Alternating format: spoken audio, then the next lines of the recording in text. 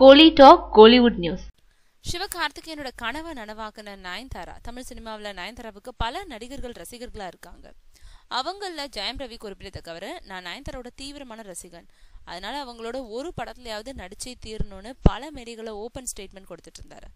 அதை அடுத்து தன்னோட அண்ணன் மோகன் ராஜா தன்னை நாயகனா வச்சு இயக்குன தனி ஒருவன் படத்துக்கு நயன்தாராவை ஹீரோயினியா புக் பண்ணியே ஆகணும்னு சொல்லி ஒரு வழியா நயன்தாராவோட டுவேட் பாடினாரு ஜெயம் ரவி.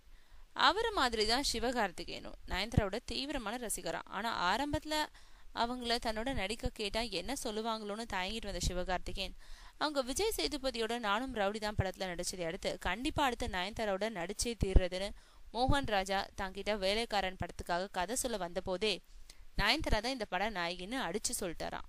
ஆக வேலைக்காரன் படத்துல இப்போ சிவகார்த்திகேயனோட நடிச்சிட்டு இருக்காங்க நயன்தாரா.